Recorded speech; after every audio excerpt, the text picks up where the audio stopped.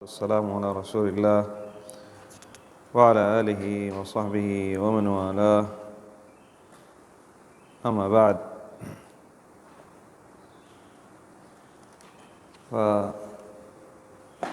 فمن حفظ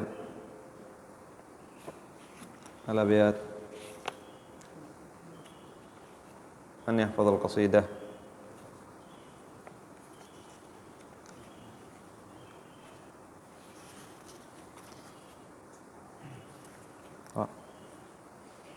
الحمد لله القدير الباري، ثم صلاته على المختار، وبعدها تسيرة الرسول، منظومة منجزة الفصول، منظومة منجزة منظومة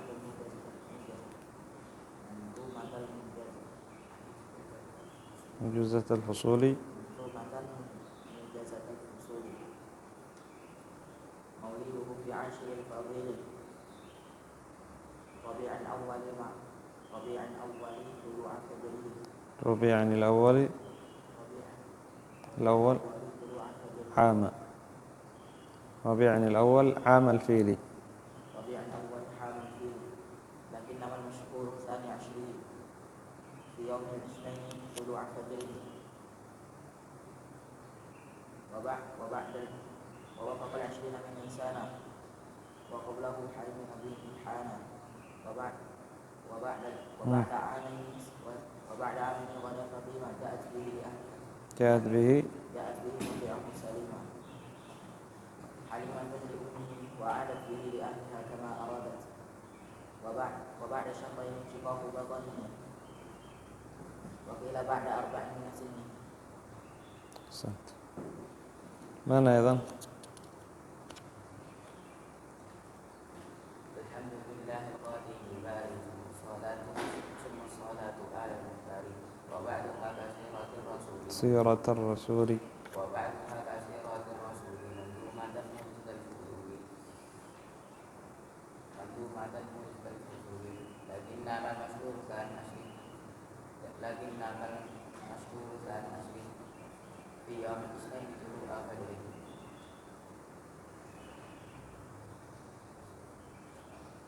ووافق العشرين من نيسان، وقبله حين أبيه حانا. sudah. طيب، أحسنتما. طيب، من يحفظ نسب النبي؟ اسم النبي من يحفظ؟ اسم النبي؟ محمد بن عبد الله. من؟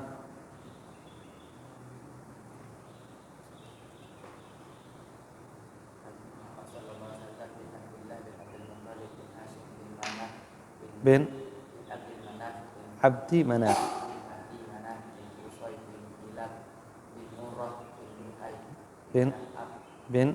بن مرة بن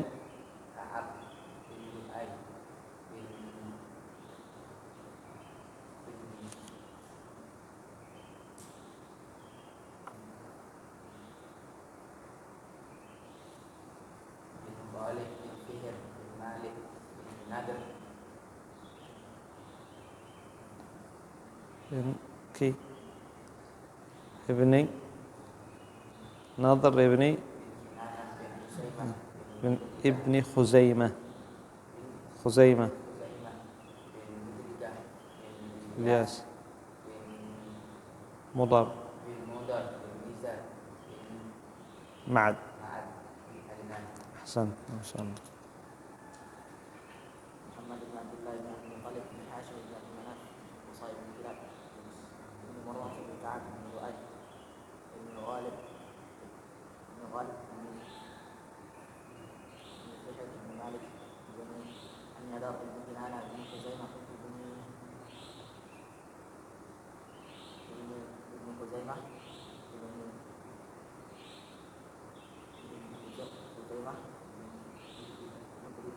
بن إياس بن مضار نزار بن معد بن عدنان أحسنت.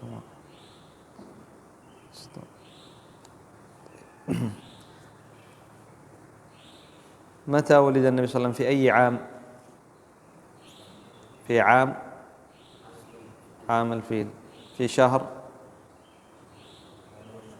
ربيع الأول. في يوم من أيام الأسبوع. في يوم الاثنين. والمشهور أنه في كم في ربيع الأول؟ 12. مات أبو النبي صلى الله عليه وسلم والنبي صلى الله عليه وسلم كم كان عمره أو أين؟ لا،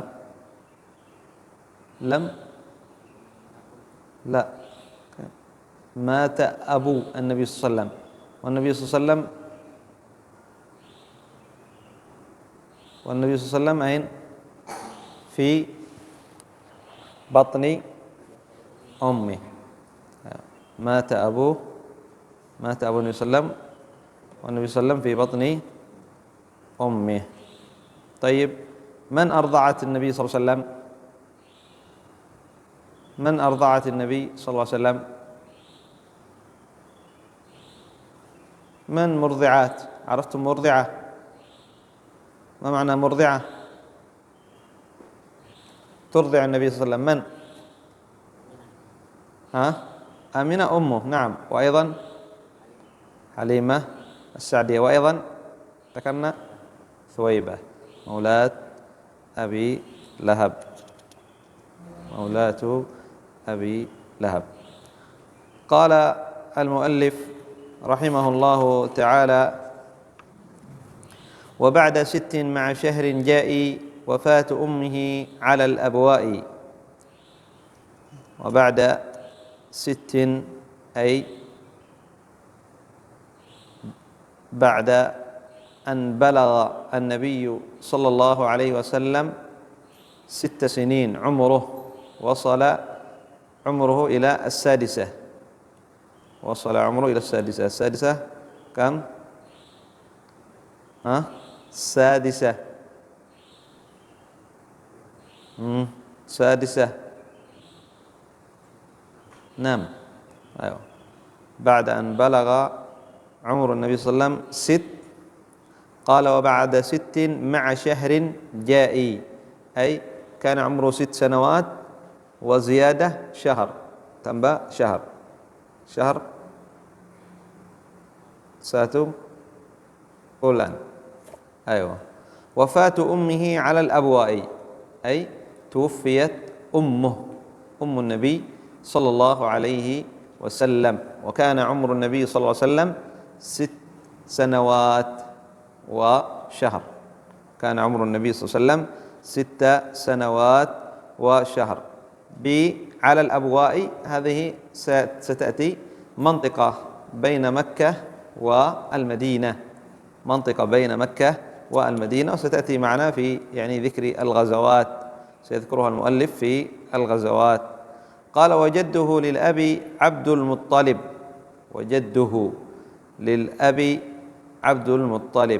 أي جده من أبيه. فالنبي صلى الله عليه وسلم اسمه محمد ابن عبد المطلب، إذن جده. ما معنى جده؟ أيوة.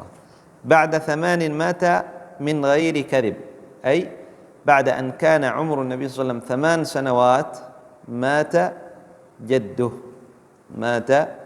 جده، وهو الذي كان يكفله. النبي صلى الله عليه وسلم أبوه مات وهو ما زال في بطن أمه، فلما ولد النبي صلى الله عليه وسلم كفله جده، أي الذي يحميه والذي يأخذه والذي ينفق عليه هو جده عبد المطلب. فلما أن كان عمر النبي صلى الله عليه وسلم 8 سنوات، كم 8 سنوات؟ 8 سنوات مات جده عبد المطلب. وبعد قال: وجده للأب عبد المطلب بعد 8 مات من غير كذب، بعد 8 مات من غير كذب. ثم بعد أن مات الجد، بعد أن مات الجد انتقلت يعني الكفالة، كان يكفله أي يعني يربيه ويعني ينفق عليه جده عبد المطلب، ثم مات وعمر النبي صلى الله عليه وسلم 8 سنوات. قال: ثم أبو طالب العم كفل خدمته ثم إلى الشام رحل، أي بعد موت الجد انتقلت الكفالة إلى عمه أبو طالب. وقبل ذلك قال يعني المؤلف قال: وجده للأب عبد المطلب. عبد المطلب اسمه شيبة وليس اسمه عبد المطلب، الأصل اسمه شيبة. ومن أبو عبد المطلب؟ من أبوه؟ لا، عبد المطلب من أبوه؟ عبد المطلب، عبد المطلب بن هاشم، ابن هاشم.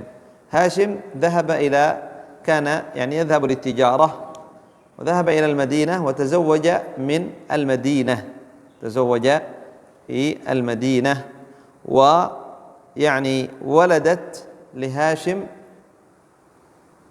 وهي زوجة سلمى بنت عمرو، بنت عمرو، ولدت، كان يعني هاشم مسافر إلى الشام فتزوج، مر على المدينة تزوج هذه المرأة، ثم سافر إلى الشام، ثم سافر إلى الشام ومات، مات في الشام هاشم. فولدت له يعني حملت امرأته سلمى وولدت يعني عبد المطلب، وسمته شيبة، سمته شيبة. فلما أن كبر ذهب يعني عمه المطلب، عم شيبة هاشم، هناك أخ له اسمه المطلب، ذهب إلى المدينة ليأخذ شيبة ابن أخيه إلى مكة، إلى عند أهله وعند قومه، فذهب إلى المدينة وأخذه. فلما دخل إلى مكة وكان شيبة خلفه على بعير، كانوا يمشوا على بعير. ما هو بعير؟ ها؟ جمل؟ ما اسمه عندكم؟ أمس تقولوا جمل، إبل، ها؟ عنده جمل، إبل، ها؟ أنثى. هو هذا كان خلف عمه، ومعروف كانوا في القديم يسافروا على الإبل والشمس في الطريق، فرجع يعني لون يعني شيبة أسود من الشمس. عرفتم أسود؟ أسود هتام، فاسود جلده بسبب الشمس. فلما رأوه يعني أهل مكة، لما رأوا يعني المطلب وخلفه يعني غلام كبير ولونه أسود، ظنوه عبدا للمطلب، فقالوا عبد المطلب، أو قالوا هذا يعني عبد المطلب، عبد للمطلب. فقال لهم: ويحكم، هذا ابن أخي وليس عبد لي. ولكن غلبت هذه التسمية عليه، فكانوا يدعونه عبد المطلب، وإلا الأصل اسم عبد المطلب ما هو؟ شيبة، اسم عبد المطلب شيبة. قال: ثم أبو طالب العم كفل، أي وأيضا أبو طالب اسمه عبد مناف، وهذه كنية لأن أكبر أولاده اسمه طالب، أكبر أولاده اسمه طالب. سيأتي يعني معنا يعني أبو طالب هذا عم النبي صلى الله عليه وسلم. ما معنى عم النبي؟ أخو عم النبي بابا paman.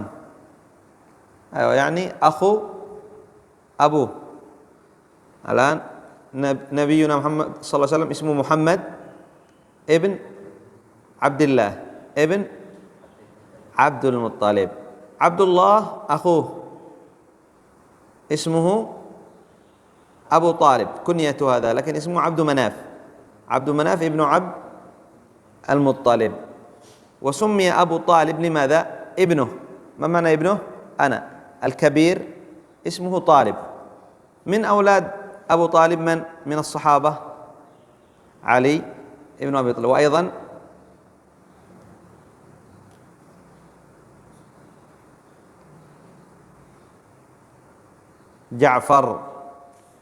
جعفر ابن أبي طالب، والذي قتل تبدأ في خطبة الجمعة جمعنا في غزوة مؤتة.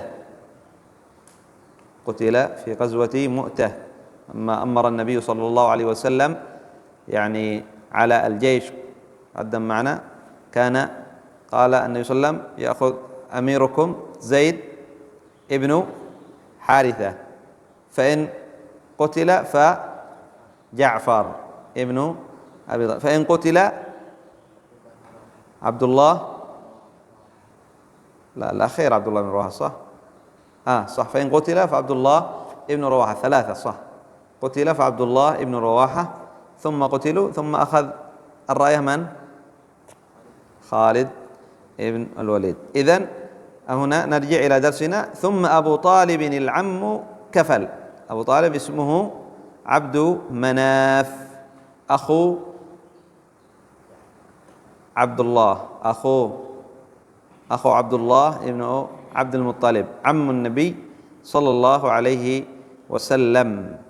كفل أي يعني هو الذي يربي النبي صلى الله عليه وسلم ويعني ينفق عليه. خدمته ثم إلى الشام رحل، أي يخدم النبي صلى الله عليه وسلم ينفق عليه، ثم إلى الشام رحل أي أبو طالب، وأخذ معه نبينا محمد صلى الله عليه وسلم. قال: وذاك بعد عام 12، وكان من أمر بحيرا ما اشتهر. يعني قصة ذهاب النبي صلى الله عليه وسلم مع عمه أبي طالب إلى الشام. كان أبو طالب يسافر إلى الشام للتجارة، فلما أن كبر النبي صلى الله عليه وسلم وصار عمره 12 سنة أخذه يعني أبو طالب معه في رحلته إلى الشام. أخذه أي جعله يسافر معه إلى الشام. وقال: وذاك بعد عام 12، وكان من أمر بحيرا ما اشتهر. بحيرا راهب من النصارى، رهبان النصارى، وهو الراهب يعني المتعبد، من المتعبد على يعني دين عيسى عليه الصلاة والسلام. فالرهبان هم النصارى، كان قبل يسموا علماءهم رهبان، من علماء النصارى، عباد النصارى، علماء عباد النصارى. وأما اليهود فعلماءهم يسمون ماذا؟ أحبار، وهم يسمون أحبار. وهذه يعني القصة مشهورة يذكرها أهل السير، قصة مشهورة، مع أن يعني بعض العلماء يضعف هذه القصة، لكن يذكرونها لشهرتها، اشتهرت. فهذه القصة أن أبو طالب عندما أخذ النبي صلى الله عليه وسلم معه إلى الشام، كانوا يمروا في السفر، هنا الراهب في الطريق، فإذا وصلوا إلى الراهب يعني جلسوا عند الراهب، هبطوا عنده، ثم يعني يرتحلون، يهبطون قليل، يرتاحوا قليلا ثم يمشون. وكانوا يأتون يمرون على هذا الراهب بحيرة ثم يجلسون ويمشون، لا يخرج إليهم، لا يأتي إليهم الراهب في صومعته، يجلس يتعبد في صومعته. فلما كان النبي صلى الله عليه وسلم معهم عندما رحلوا إلى الشام وكان النبي صلى الله عليه وسلم معهم، خرج هذا الراهب جاء إليهم استغربوا، يعني هو ما يخرج، الأصل ما يخرج، دائما يأتوا يعني يذهب إلى الشام، قريش تذهب إلى الشام تأتي تجلس في قريب من الراهب، لا يخرج إليهم. ولما كان النبي صلى الله عليه وسلم معهم خرج إليهم يعني جعل ينظر، الراهب جعل ينظر إلى هؤلاء، فلما رأى النبي صلى الله عليه وسلم، أي الراهب لما رأى الراهب النبي صلى الله عليه وسلم أخذ بيد النبي صلى الله عليه وسلم فقال: هذا سيد العالمين، هذا رسول رب العالمين، يبعثه الله رحمة للعالمين. أخذ بيد النبي صلى الله عليه وسلم وقال: هذا سيد العالمين، هذا رسول رب العالمين، هذا يعني يبعثه الله رحمة للعالمين. فقال له يعني أشياخ قريش، كبار قريش: ما علمك؟ يعني لماذا تقول؟ من أين علمت؟ فقال: إنكم حين أشرفتم، أي جئتم إلي، ويعني من العقبة شيء مرتفع ثم ينزل، قال: حين جئت أشرفتم إلي، هناك شيء مرتفع العقبة، قال: لم يبق شجر ولا حجر إلا خر ساجدا، قال: ولا يسجدان إلا لنبي، وإني أعرفه بخاتم النبوة، هنا أسفل قضروفه على كتفه مثل تفاحة، كان النبي صلى الله عليه وسلم مطبوع عليه خاتم النبوة، إلى آخر ما ذكر أهل السير من قصة هذا الراهب، من أنه يعني قال لأبي طالب: ارجعه، لا تذهب به إلى الشام، فإذا رآه علماء اليهود أو اليهود، إذا رآه اليهود سوف يقتلونه، لأنهم سوف يحسدونه، وكانوا يظنون اليهود أن النبي الذي أخبرهم الله عز وجل في يعني التوراة أنه الذي في آخر الزمان أنه يكون من اليهود، فإذا علموا أنه من العرب سوف يقتلونه، لا تذهب به إلى الشام، ارجعوا إلى مكة. فأمر أبو طالب رجلا رجالا وأرجعوا النبي صلى الله عليه وسلم إلى مكة، ولم يذهب به إلى الشام. هذه القصة التي اشتهرت ويعني بقصة بحيرة الراهب. قال: وكان من أمر بحيرة ما اشتهر، هذه يعني الذي ذكرها يعني أهل السير، واشتهرت في كتب السير.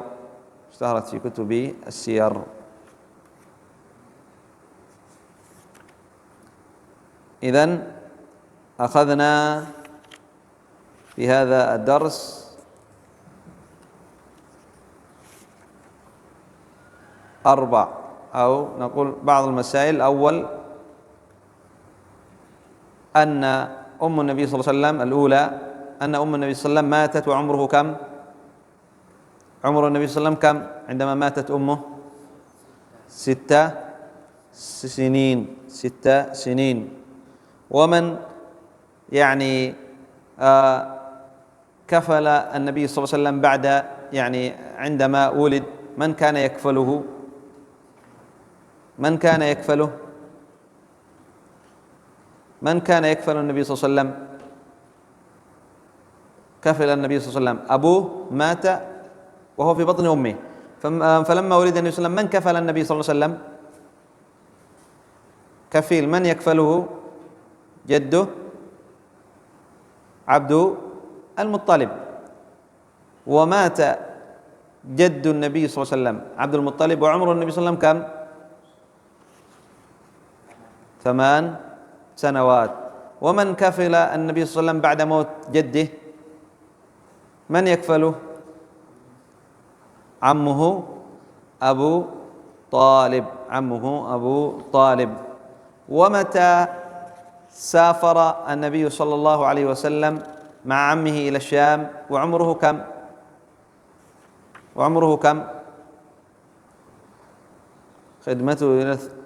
خدمته ثم إلى الشام رحل، وذاك بعد عام 12، بعد عام 12. طيب نكتفي بهذا القدر إلى هنا. سبحانك اللهم وبحمدك، أشهد أن لا إله إلا أنت، أستغفرك وأتوب إليك.